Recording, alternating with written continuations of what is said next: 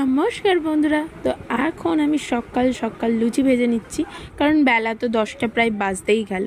দিদি এখানে এক গামলা চিকেন ধুতে বসে পড়েছে, আর আমি চাটা খেয়েই বসে পড়েছি লুচি ভাজার জন্য। আর এখানে সেজো মামি কাটছে এক ছুবড়ি চিংড়ি মাছ, আর ছোটো মামির এই বেড়াল বাহনগুলোকে রেখে দিয়ে গেছে আর নিজে বাপের বাড়ি চলে গেছে এখন।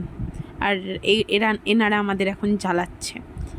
আর এখানে নতুন মামি কাতলা মাছগুলো ধুচ্ছিল, আর সকালবেলা যেহেতু রান্না হয়ে গেছিলো তাই বাচ্চা পাখিগুলোকে খেতেও দিয়ে দিয়েছিলাম, আর তার সাথে আমিও খেতে বসে গিয়েছিলাম। আর সৌরা এখানে হাই করছে তোমাদের। আর সকালে ছিল ঘুগনি, লুচি, স্যালাড আর পান্তুয়া। এগুলো খেয়ে একটু বসতে না বসতেই আইসক্রিম দিয়ে দিল। তারপর এত কিছু রান্নার, এত লোকের রান্না, সেটা তো গ্যাসে হওয়াটা একটু চাপের হয়েছে, তো ওই জন্য বড়ো বড়ো দুটো উনুন জ্বালিয়ে নেওয়া হয়েছে। আর এটা খুব পুরানো দিনের, আমার দিদা দাদু যখন থাকাকালীন তখনই এই রান্নাঘরটা। আর এখানে এখন সেজো মামি মাটনটা ধুচ্ছে। সেজো মামি, ছোটো মামা আর বিধান মামাদের তিনজনের একসাথেই রান্না বান্না হচ্ছে, আমরা এক জায়গাতেই খাবো। আর এখানে বাপি আর মা ততক্ষণে চলে এসেছিলো, বড়ো মাসিরা শুধু আসেনি এখনও। আর এখানে চিকেন মাটন সব ম্যারিনেট করে রাখলো, আর এখানে এখন মাছ ভাজছে।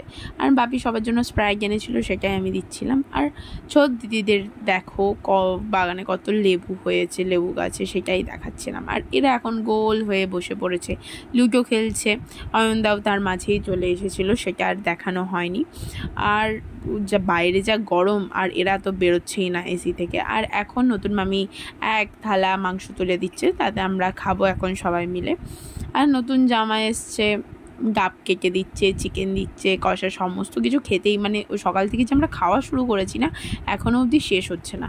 তো মামার বাড়িতে আসলে আমার এই কলা পাতাটা মাস্ট, আর কলা পাতায় খেতে কে কে ভালোবাসো অবশ্যই কমেন্ট করে জানিও। আর এখানে সমস্ত কিছু ভাজা ভুজি, পটল, চিংড়ি, মাটন, চিকেন, মাছ, ডাল সমস্ত কিছুই ছিল। আমাদের খাওয়া হওয়ার পরে এনারা সবাই বসেছেন খেতে।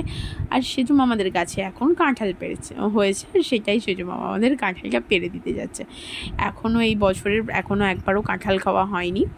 আর কাঁঠাল খেতে আমার বেশ ভালোই লাগে, খারাপ না। আর বেরিয়ে তো পড়েছিলাম, সঙ্গে সঙ্গে এলো বৃষ্টি, ভালো বৃষ্টিও ছিল, কিন্তু আমাদের এইদিকে একটুকু বৃষ্টি হয়নি। আর গড়গেলও চড়ছে, দেখতে পাচ্ছ তো। আর চাটা আমি বানালাম, আর চাটনির কালারটা দেখেই বুঝতে পারছো কতটা টেস্টি হয়েছিল। তারপরে বেরিয়ে পড়েছিলাম বৃষ্টিটা থামতেই। আমি আর বাপি যাবো স্কুটি করে, দিদি অয়নদা বাইকে করে চলে যাবে ওদের বাড়িতে, আর ছোটো মামাও যাচ্ছে, এখন বেরিয়ে পড়েছে। আর মা মাসিরা পরে আসবে টোটো অটো করে। তো আমার ভিডিও কেমন লাগলো অবশ্যই কমেন্ট করে জানিও। রাস্তাটা বেশ ভালো লাগছিলো আস্তে আস্তে।